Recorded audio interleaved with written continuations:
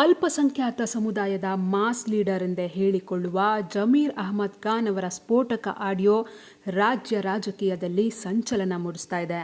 ಇದೊಂದು ಆಡಿಯೋ ಜಮೀರ್ ಅವರ ರಾಜಕೀಯ ಬದುಕಿಗೆ ಎರವಾಗೋ ಸಾಧ್ಯತೆ ಇದೆ. ಇಷ್ಟಕ್ಕೂ ಈ ಆಡಿಯೋ ಯಾವುದು ಅಂದರೆ, ದಾವಣಗೆರೆ ಉಪಚುನಾವಣೆ ಸಮಯದಲ್ಲಿ ಜಮೀರ್ ಕಾಂಗ್ರೆಸ್ ಸೋಲಿಸಲು ಪ್ರಯತ್ನಿಸಿದ ಆಡಿಯೋ ಇದು.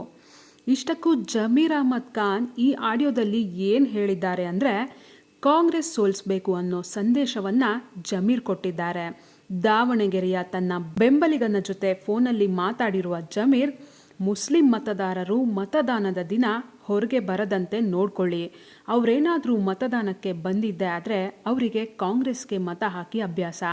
ಒಂದು ವೇಳೆ ಅವರು ಮತ ಹಾಕಲು ಹೊರಗಡೆ ಬಂದರೆ ಪಕ್ಷೇತರ ಅಭ್ಯರ್ಥಿಗೆ ಮತ ಹಾಕುವಂತೆ ನೋಡ್ಕೊಳ್ಳಿ.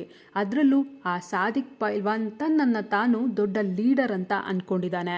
ಅವನ ವಾರ್ಡಿನಲ್ಲೇ ಕಾಂಗ್ರೆಸ್ ಪಕ್ಷಕ್ಕೆ ಮೈನಸ್ ಆಗಬೇಕು, ಹಾಗೆ ಮಾಡಬೇಕು ಎಂದೆಲ್ಲ ಮಾತಾಡಿರುವ ಆಡಿಯೋ ಈಗ ವೈರಲ್ ಆಗಿದೆ. ಈ ಆಡಿಯೋ ವೈರಲ್ ಆದ ಬೆನ್ನಲ್ಲೇ ಸಿದ್ದರಾಮಯ್ಯನವರ ಭೇಟಿ ಮಾಡಿದ ಜಮೀರ್, ವೈರಲ್ ಆಗಿರುವ ಆಡಿಯೋ ನಂದಲ್ಲ, ಅದು ಫೇಕ್ ಆಡಿಯೋ. ಬೇಕಾದರೆ ಈ ಆಡಿಯೋ ಬಗ್ಗೆ ತನಿಖೆ ಆಗಲಿ, ಇದು ನನ್ನ ವಿರೋಧಿಗಳ ಕುತಂತ್ರ. ನಾನು ಮತ್ತೆ ಮಂತ್ರಿ ಆಗಬಾರ್ದು ಅಂತ ಮಾಡಿರುವ ಷಡ್ಯಂತ್ರ.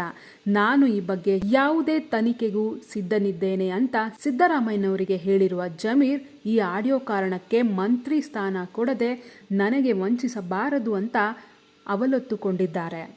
ಈಗ ಜಮೀರ್ ಪರವಾಗಿ ಸಿದ್ದರಾಮಯ್ಯನವರು ಕೂಡ ಲಾಬಿ ಮಾಡದಂತಹ ಸ್ಥಿತಿ ಎದುರಾಗಿದೆ.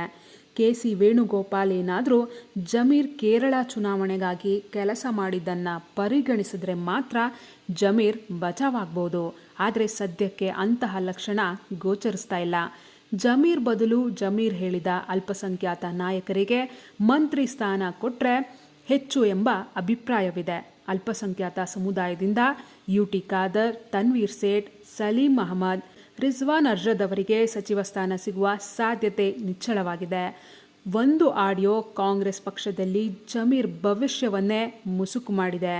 ಜಮೀರ್ ಈಗ ಏನು ಮಾಡಬೇಕು? ಸಚಿವ ಸ್ಥಾನ ಸಿಗದಿದ್ರೂ ಕಾಂಗ್ರೆಸ್ನಲ್ಲೇ ಇರಬೇಕಾ ಅಥವಾ ಹಳೆ ಗಂಡನ ಪಾದವೇ ಗತಿ ಅಂತ JDSಗೆ ಹೋಗಬೇಕಾ? ನಿಮ್ಮ ಅನಿಸಿಕೆ, ಅಭಿಪ್ರಾಯ ಏನು ಅನ್ನೋದನ್ನು ಕಮೆಂಟ್ ಮೂಲಕ ತಿಳಿಸಿ. ಹಾಗೆ ನೀವಿನ್ನೂ ವಾರ್ತೆ ಚಾನೆಲ್ನ ಸಬ್ಸ್ಕ್ರೈಬ್ ಮಾಡಿಲ್ಲ ಅಂದರೆ ಈ ಕೂಡಲೇ ಸಬ್ಸ್ಕ್ರೈಬ್ ಮಾಡಿ. ಧನ್ಯವಾದ.